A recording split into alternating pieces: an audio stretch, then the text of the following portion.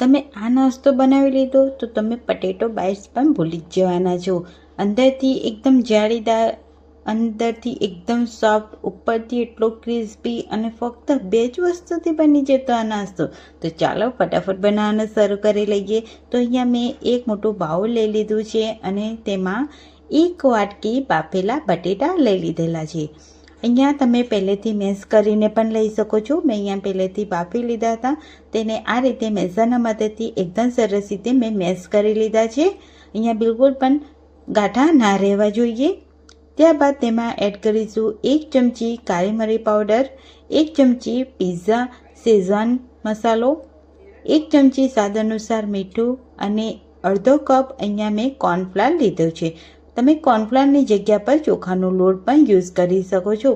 પણ અહીંયા જો તમે કોર્નફ્લાવર યુઝ કરશો તો અહીંયા જે નાસ્તો છે તે એકદમ સરસ ક્રિસ્પી અને જે બોલ્સ બનાવીશું તે પણ બિલકુલ ફાટવાના નથી અને એટલો સરસ એવો નાસ્તો અહીંયા તૈયાર થશે.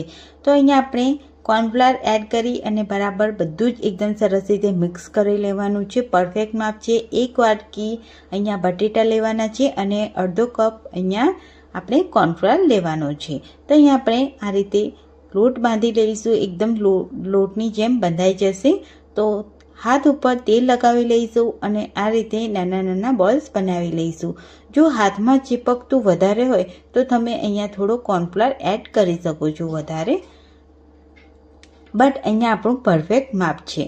તો અહીંયા આપણા બોલ્સ છે તે એકદમ સરસ એવા તૈયાર થઈ ગયા છે. મેં અહીંયા બધા જ બનાવીને રેડી કરી લીધા છે. હવે આવી જઈશું ગેસ તરફ. તો મેં ગેસ ઉપર કઢાઈ મૂકી, તેમાં તેલ ગરમ કરવા માટે મૂકી દીધું હતું. તો તેલ છે તે એકદમ સરસ એવું ગરમ હોવું જોઈએ. ત્યારબાદ જ આપણે અહીંયા બોલ્સ છે તે એડ કરવાના છે. તો અહીંયા મેં બધા બોલ્સ એડ કરી દીધા છે, તમે જોઈ શકો છો એ રીતે. તો અહીંયા આપણે હાઈ ફ્લેમ પર તેને પહેલાં થવા દેવાના છે, પછી મીડિયમ ટુ લો ફ્લેમ પર તેને થવા દઈશું, જેથી અંદરની સાઈડ પણ એકદમ સરસ એવા શેકાઈ જાય અને ઉપરથી એકદમ ક્રિસ્પી બને અને ફૂલી જાય આપણા આ બોલ્સ, અને સાથે સાથે અંદરથી એકદમ જાળીદાર આપણા આ બોલ્સ તૈયાર થશે. તો અહીંયા આપણા જે બોલ્સ છે તે એકદમ સરસ એવા તળાઈ ગયા છે. તો ગોલ્ડન કલર આવી ગયો છે, તેને આપણે કાઢી લઈશું એક પ્લેટમાં અને આપણે બીજા બોલ્સ છે તેને પણ આપણે એ જ રીતે તળી લઈશું. તો છે ને એકદમ ઇઝી અને એકદમ ફટાફટ અને 2 વસ્તુમાં તે પણ બની જતો આ નવો નાસ્તો. તો એક વખત જરૂરથી તમે ટ્રાય કરજો. તો અહીંયા આપણા બધા બોલ્સ રેડી કરી લીધા છે. તો સર્વિંગ પ્લેટમાં સર્વ કરી લઈશું.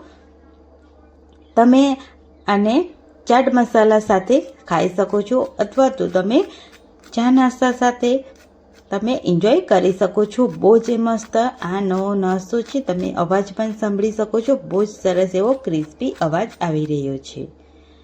તો અહીંયા હું તમને બોલ્સ પણ તમને તોડીને બતાવું. એકદમ સરસ એવા જાળીદાર અને ઉપરથી ક્રિસ્પી તૈયાર થયા છે. તો એક વખત જરૂરથી બનાવજો અને મને કમેન્ટમાં જરૂરથી જણાવજો. તો અહીંયા તમે પટેટો બાઇટ્સ પણ ભૂલી જ જવાના છો અને બધા જ નાસ્તા ભૂલી જવાના છો જો તમે એક વખત આ બનાવી લીધું તો આવી રેસીપી સાથે આવતા વિડીયોમાં મળીએ. ત્યાં સુધી બાય બાય.